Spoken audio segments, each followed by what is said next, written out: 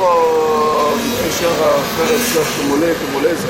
Voilà, je me présente, je suis Rex Kampo, entrepreneur, le fondateur de Kinshasa de la nouvelle technologie, en cycle Kinenot.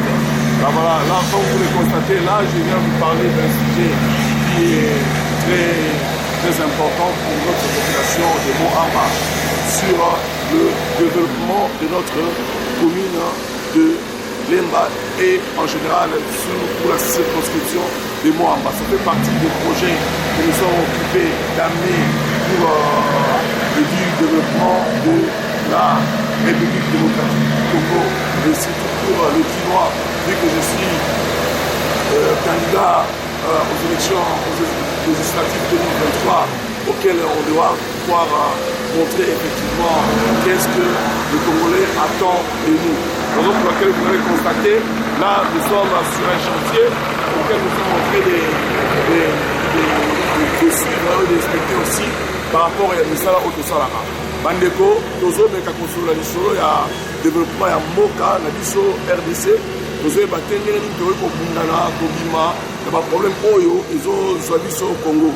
Alors et pourtant nous avons réfléchi sur la problématique du sort entrepreneur au dans la Belgique. Nous avons une expérience Oyo. Et ça, les prénoms de Sala, dans Moka Oyo, plus ou moins 22 ans, nous avons Tongo, 5 h du matin tous les jours. Au moins, nous avons Tongo, nous avons Banda pour la réaliser. Et ça, Oyo, nous avons Awa, Oyo. C'est-à-dire que Congolais, il faut comprendre effectivement Moka Oyo, Tovandi pas maté, il faut que nous avons Mayele, pour que nous avons apporté Mayele, voilà. Raison pour laquelle de réfléchir la question, il y a besoin de la population. Boyo, Ngalazo, centralisant, mais alors au moment où on a bengi Elsa, Ezanini, Ezali, ma lettre pour épeler dans le sens que non, ils ont engorgé premièrement éducation, logement, santé et puis alimentation. Et ça, la besoin primordiale pour la population, Azalango, besoin pour Moka et Tamamalam. Et là, c'est ça que au moins, on a toujours un niveau de précarité, un niveau de C, la Kokita. Les amis manquent de réaliser le besoin primordial pour la population à Zalango pour ça. Pour la béni Elsa. Donc, éducation, logement, santé, alimentation. Alors, dans le secteur, il y a logement et éducation. Après, dans un secteur à logement, pourquoi? Parce que les ont lié transformation et puis délocalisation. Il y a ma quartier, il y a la ville, il y a Mokanabiso, vu que les alliés candidats à Moamba, raison pour laquelle voilà, les alliés possibles, il y a qu'on transformer ma habitation, il y a possible, il y a qu'on transformer ma nzela, tout simplement, et donc c'est là que non, ma Congolais va dans la sérieux de Misala Oro, ma Sala. Vu que tous les entrepreneurs, tous les Misala Oro, la Poto, tout ça, la Tango, vous avez mon allé, votre Monsala Moussala, la réalisation de Salama, les années de la transformation, aux années, Balabala, eux sont déjà existants. C'est-à-dire que vous avez besoin de la carte de Balabala, voilà, pour Batouana, que les scams, non. Moussala et Salama toujours la carte de chantier, mais Batouana, la carte de Banda pour Bango, mais Moussala et Salama. C'est-à-dire que non, ils ont des questions. Ils ont Congolais, ils ont réalisé un projet. La boye, la mboka na biso, ezali égoïsme. Égoïsme ezali raison pour laquelle Oyo, Congo, Kinshasa, Moamba, la commune République démocratique du Congo Mobimba, ils ont vivre la carte de précarité. Voilà. Donc, base de Makambu, Oyo, ezali égocentrisme. Donc, l'égocentrisme, il faut que les Congolais détruire. Égocentrisme, ils ont même abisso la pauvreté, ils ont même abisso la bobola vraiment makasi. Nous avons pour réaliser le rôle. Nous avons bloqué la Sabino. Partout de Bassa Moussala Awa, les alliés, entreprises où ils ont travaillé Awa, par rapport à la collaboration à Bisso, pour réaliser Banzela Moussoussou, pour réaliser la construction de Bandaku. Nous allons continuer avec la Sabino, parce que Moussoussou, ils ont travaillé en collaboration, et puis Ndenge, Ndele Aosa Mbokarae, ils ont signé que nos Congolais ont conscience de comprendre comment ndenge mboka oyo kokosalama na kopase kopesa no mutuna moko na un des ingénieurs comment à travailler.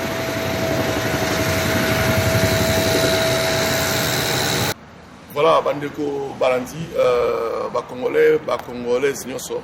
Ndenge na auto sabino na site mususu zalaki ya ba travaux. Effectivement que raison oyo et ça là qu'effectivement to avancer té les alliés égocentrisme. La zone n'a pas démontré bino na secteur vraiment ya logement et là on y installé que non égocentrisme na kati ya Congolais oyo ça là que non Congolais a évolué. Au moins ba immeuble na la sabino, ils ba immeuble moko et tongami dans l'espace, il y a 4 mois seulement. 4 mois seulement, ils ont tout un quartier qui a été délocalisé. Et délocalisé le quartier Mobimba entre 4 mois de construction et l'immeuble Oyo. Et puis, dans 6 mois prochains, complété qui pour le quartier Mobimba. Donc, tout à l'heure, on côté dans le quartier, dans l'exabino, ils ont deux exemples communes à Lemba, quartier à Lemba, Foire, Mobimba, voilà, délocalisé. Alors, le montant Oyo, à la poto, budget et bon, ma bisoté pour la Rosala Moussala. Lorsque les entrepreneurs travaillent, mbongo, budget, ils auront toujours à la portée. Il y a des gens qui sont liés dans le projet. Par exemple, l'immeuble Oyo, Awa, et ton ami dans 4 mois seulement. Donc, dans 4 mois, ici, il a été, donc, il y a même dans 4 mois, l'immeuble Oyo, projet dans Mobimba, écoutez plus ou moins 4 millions d'euros pour un immeuble Oyo.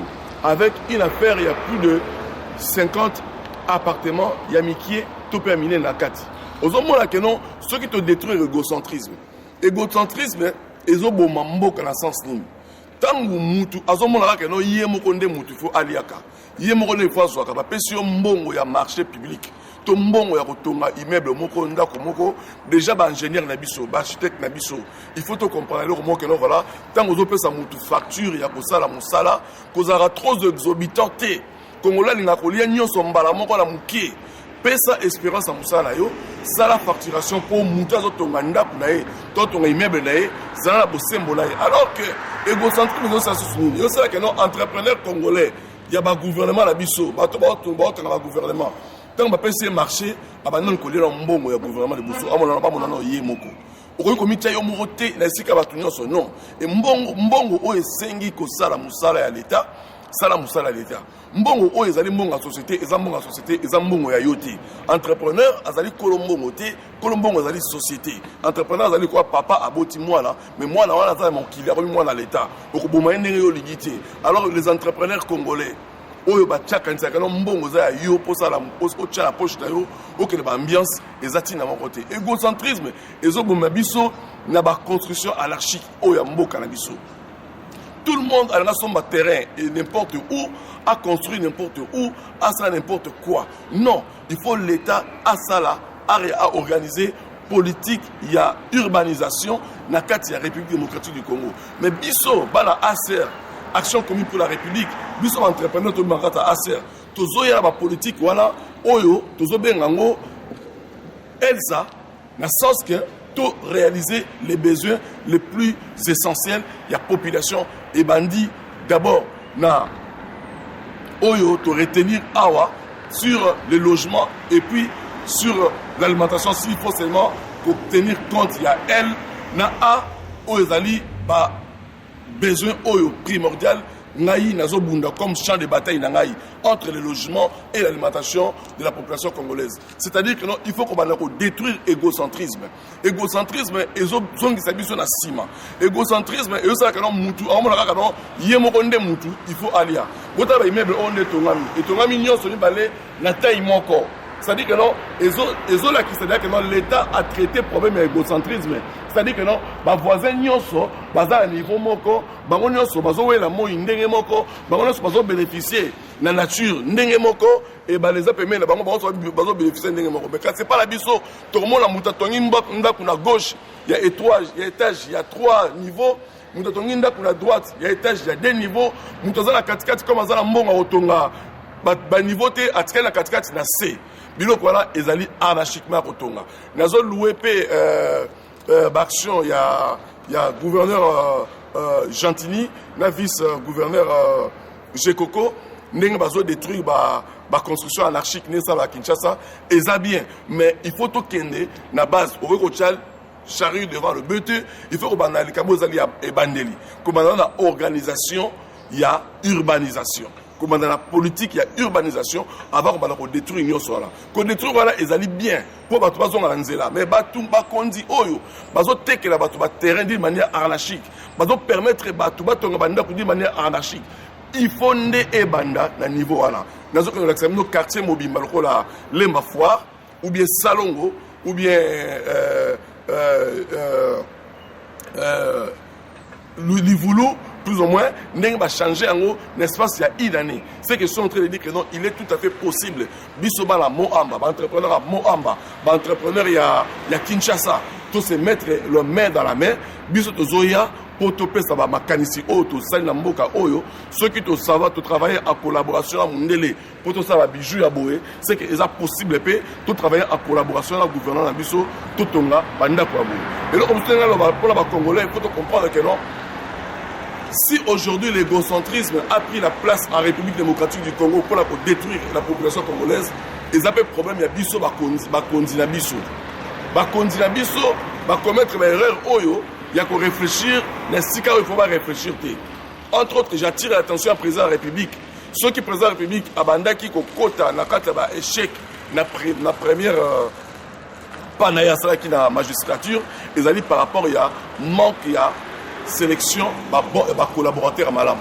Ceux qui entraîneurs à poni ba joueur à bienté na équipe polara et gagnera té. Entraîneur, il faut asala musala malamu. D'abord, ils ont un sélectionneur. Si le président de la République commence à comprendre effectivement, ce n'est pas le diplôme. Il y a ULB, il y a diplôme, il y a l'université Monsté, il y a diplôme, il y a pays nini, intellectuel, voilà la cosa qui biso, ndem to ngamboka non. Et le retour ngamboka, ça dit bateau bazana bongo, bateau bazana cerveau. Mutu a vu que l'hombongo est à ngate, est à mbongo, il y a population française à Moussala. Mutu a la expertise dans ma boko. Mutu a la expérience dans Moussala. On a 22 ans d'expérience dans Moussala, dans l'entrepreneuriat, plus précisément dans le développement immobilier et puis dans la rénovation, pose des piscines. Aujourd'hui, nous avons développé industrialisation au niveau alimentaire. C'est-à-dire quoi, tu as l'expérience, tu as l'expertise. Tu revends la tête, tu continues à poser la moussa à Moka Oyo, alors que le président de la République, voilà, il va créer des millionnaires en RDC. Alors, les millionnaires vont créer en RDC, pourquoi? Dans le secteur Nini, alors que le secteur aux populations a besoin de Elsa. Vous comprenez? Donc, il faut comprendre que nous, voilà, l'enseignement, il faut essayer de éducation, enseignement. Et là, il faut comprendre, le président de la République a sa sélection. Il y a malamu na bato ba obtenir éducation. Je salue le ministre de l'éducation, vraiment na musala osala na gouvernement oyo, ya Warrior, je le salue beaucoup na musala malamu osala. Et puis logement, nazo beta c'était côté là parce que na Congo tozo kanisaka mingi que non voilà. Logement et ça m'a dit de manière anarchique. Non, c'est répété, pour te comprendre que effectivement, il faut d'abord le gouvernement, la biso, le ministère de l'environnement, le ministère des travaux publics, il faut organiser. Et là, on dans le cadre du logement. Il faut que le biso congolais, ingénieur dans Mokili, c'est très important. Biso, tous les ingénieurs, oyo totangi na ba itinjili, na ba ista, tu es là pour tout développer, misala, mayele, ningesala maka. Kasi Congolais, gouvernement congolais, a négligé ingénieur congolais. Voilà la zone côté ingénieur congolais. Pourquoi bozo benga ba libanais, bozo benga ba indien, bozo benga ba sud-africain, ba boza ba nzela na mboka na biso alors que bino ba congolais au boza na gouvernement. Ba na poto o mi bokenda ki na Congo, soit disant bozo aider le président de la République. Vous savez bien que beaucoup de Congolais bazali na poto awa, bazala ba misala o ya construction na Paris ya construction.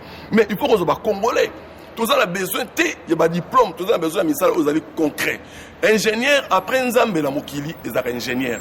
Pour ingénieur nem to sala immeuble tengama bien, ingénieur nem to sala que no omela mai, ingénieur nem to sala omona mwinda, ingénieur nem sala nem tunzele tambola, ingénieur mutazo fait que no ba infrastructure, il y a propriété ezala bien, ingénieur mutu a réaliser politique. Il y a immondice pour la santé de la ville, ingénieur moutou a repéré sa valeur dans la population. Donc, tu peux sa valeur dans l'ingénieur, dans la Itinjili, bato basisa dans la Itinjili, dans la Ista, Itigombe, tout ça, tu peux sa valeur dans l'ingénieur. Ça, c'est pour le logement. Alors, sur le plan de la santé, on appelle les alliés chantier à Mounene, on appelle merci Mingi, le ministre Nabiso Docteur Mbungani, tous dans la Belgique, beaucoup de salutations et des félicitations Makasi. Les fonds aux sala na moni quand même, au sali empreinte na yo na gouvernement ba warrior na secteur ya santé. Et puis ngai moko na zoya na kati ya secteur ya alimentation. Alimentation na biso na République démocratique du Congo et zongisima. Bande ko photo ba que non développement moka ezalaka immobilier, ezalaka logement, ezalaka enseignement, tout éducation, et appellent alimentation. Alimentation est très important. Moutou a vivaka pour na kolia ya malamu. Pour moutou ali ya malamu, il faut ba congolais que ba kenon kope za raté quoi qu'on soit crédit na poto otonginda côté. Kope za pe bilanga. Yango moni action commune pour la République, parti politique à Liboso, au ezo mema idéologie ya kobanda la bilanga. Lorsque tout ça li bilanga la mboka na biso, ba terrain nyonso o ezali espacieux, ba terre arabe et ça réelo côté ka kobito na masolo, alors terre arabe il faut comme réalité. Donc tu vois que non, moi la poto tout temps au sombi immeuble na yo. Olo tonganda ko comment yo reçoit 300 000 €, au sombi immeuble il y a 250 au sombi terrain, ndako 250 000 €, il faut ça va travailler à 50 000. Ça normalité. Il faut ça calculer malam. Tant vous avez 100 000 € na yo na maboko, pour être au mandat pour te pour ozanga mbongo na poche. Benga ba expert, bato ba yebi makama ba chiffre, bato ba yebi makama ba ndako, bato ba makama ba terrain ba aider on ndenu ko sala pour développer moi mbongo muke ozu.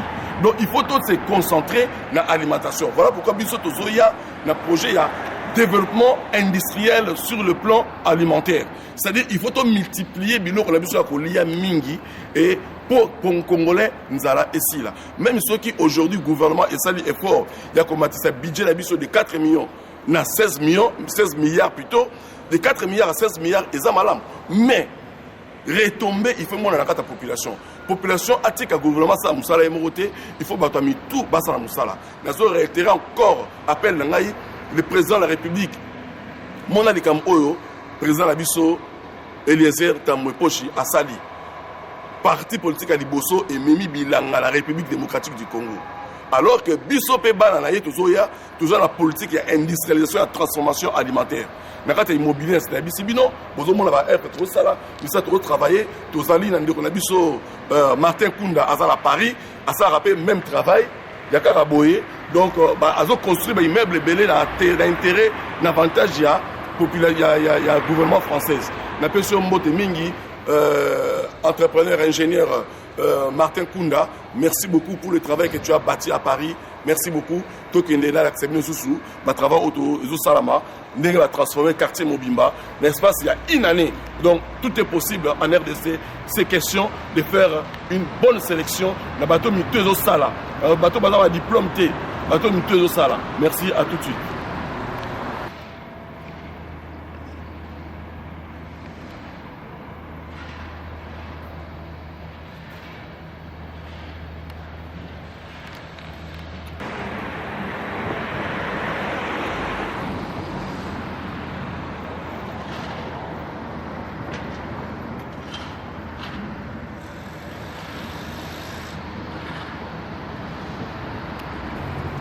Voilà, bandeko balandi donc tu commis la site il y a Baba la mouvement appelle ça exemple il y a quartier on considère on dit lemba foire na roloba zalwa lemba foire tina super lemba les ati kuna ozomona donc par rapport à temps on moni vidéo c'est na temps ba immeuble bozomona kuna liboso kuna musika kuna les alora quartier Mobimba et continuer Keiti les ali ba projet oyo l'état mutu asali yangote. L'État a réalisé un projet OET. L'État a réalisé un OET. Non, les besoins les plus fondamentaux de la population, ils allaient Elsa. Donc, éducation, logement, santé, et alimentation. Alors, l'icolo, parce que l'éducation est ça qui malamu, qui forme malamu, batangi sami patriotisme, batangi si bango ko banga mbongo à l'État, batangi si bango ko zala égoïste, batangi si bango égocentrisme ezamabe, l'icolo éducation malamu. La retombée en haut. Vous allez retomber à la population. Dans un système, ils ont un gouvernement. Vous allez fonds, il y a personne privée. Vous allez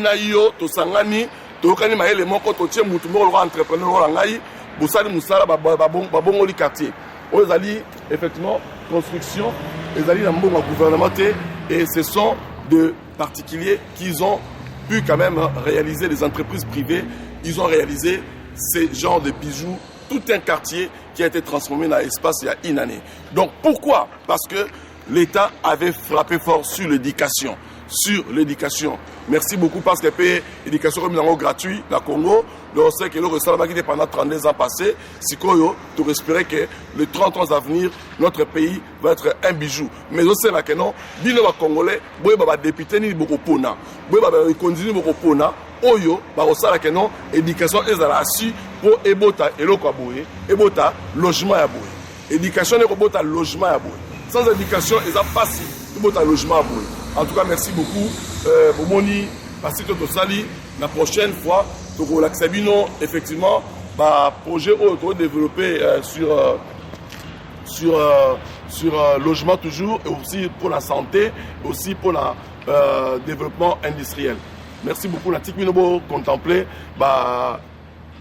merveilleux Oyo, et Zosalama, à très bientôt, na Kinshasa, na Moamba. Il faut te dire que Moamba et Koma, vraiment, première commune, première circonscription, un décollage. Bala Moamba basé belé à la poto, bala lemba basé belé la poto.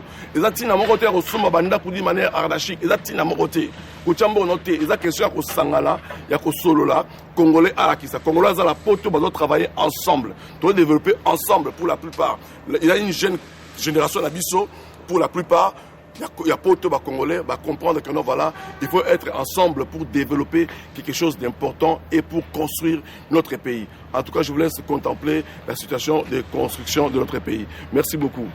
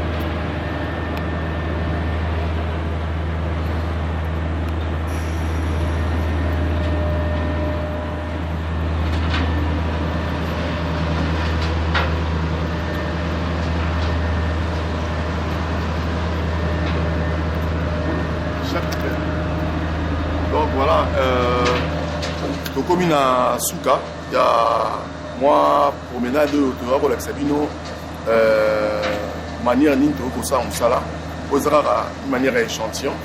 Et quand il y a action commune pour la République, na Poto, mais un des entrepreneurs a une initiative, il y a la 4 il y a groupe, il y a Batukoyo à réaliser donc effectivement quartier Oyo et tout Mami n'a insisté dans l'espace il y a une année seulement et c'est quand Ozaki Zamba le été alors que notre entreprise est Sangani et n'a pas d'entreprise voilà pour la plupart je vous assure mes frères n'a pas d'entreprise pour la plupart les Abandés qu'on a vu sur Congolais Camerounais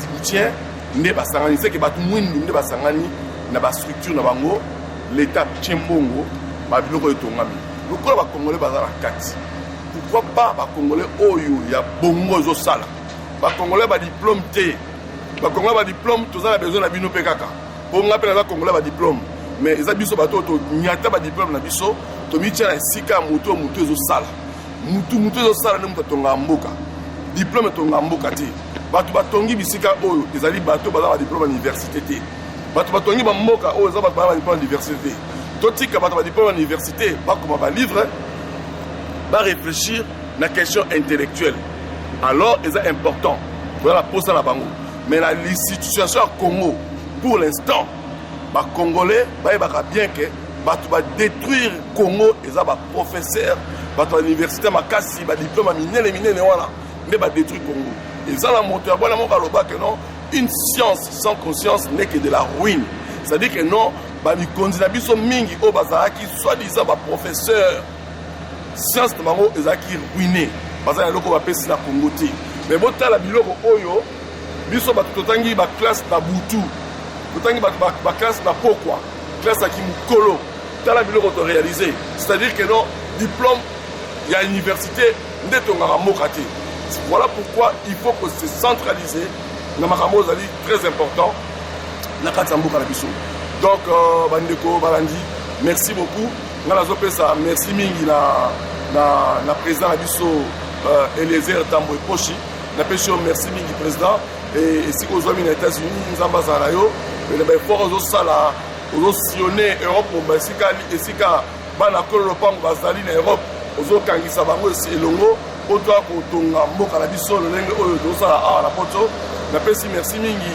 na ndeko na ngai Olivier Binimbi na entreprise de mobile Binimbi Coiffure mais azo développer p la réalisation il y a entrepreneur congolais et na pesi vraiment merci pe mingi na vision s'il faut ndenge azo continuer toujours continue na biloko mingi na Congo la nzela ba avion ba transfert de monnaie pour la bala Congo toujours dans le cadre entrepreneuriat et puis na pesi pe ndeko na ngai John Connexion na Turquie mote mingi ndeko na John Connexion pour la ba entrepreneur congolais tant au sala nini entreprise ayo vous avez besoin de t-shirt, vous avez besoin de logo dans l'entreprise. John Connexion, c'est notre frère à nous, Azali, moi, Kololo Pangou, en tout cas, moi, papa, la biso et les airs, donc, à développer l'entreprise à Mounene, la Turquie, alors, pour comprendre que nous sommes Congolais, Maïe, les Bazali. Donc, na pesi ndeko mbote mingi na ndeko na ngai Martin Kunda, un grand entrepreneur congolais mais na kata France et a travaillé beaucoup plus pour l'intérêt français et très bientôt na nzela ndeko Eliezer alors na kata Acer a ZUEP a retrouvé na France pour réaliser pe biloko elongo na biso na Kinshasa la République de l'État du Congo. Alors na PCP mingi président abisso de la République Mbote Fachi Béton, il faut comprendre que effectivement ce ne sont pas des diplômes qui construisent le pays.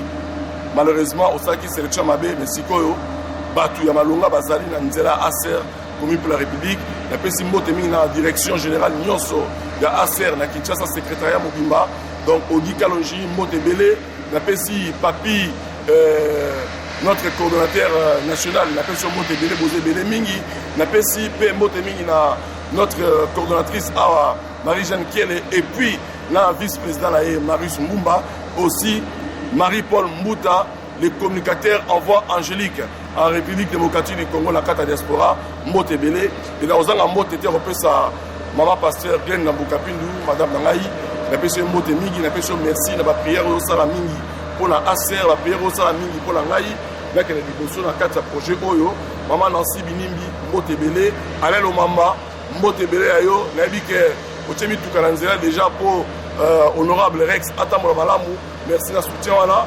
Merci Mingi, président Baudric, de Bamayo à football, président Baudric, merci Mingi, Bamayo à football, la CPL Mingi pour la joueur à Moamba, ballon, ainsi de suite. Merci Mingi, merci vraiment, la soutien Oyo, Bozo Pessangaï, la confiance au Congolais, la Pessangaï à la diaspora. La PSI, vraiment, merci Mingi Nabino. Donc, Joël Moutombo, merci beaucoup de la contribution au Sali. Vous avez belé Mingi, voilà, tant Nabino, socialité. Vraiment, à très bientôt. Toroputala, pour te développer sur les besoins primordiaux de la République démocratique, de la population de la République démocratique du Congo. On a rappelé ELSA. C'est-à-dire quoi? Éducation, logement, santé et alimentation. À très bientôt. Kinshasa études en nouvelles technologies qui est notre est toujours là à votre service à travers Action commune pour la République. Aster Show. Merci.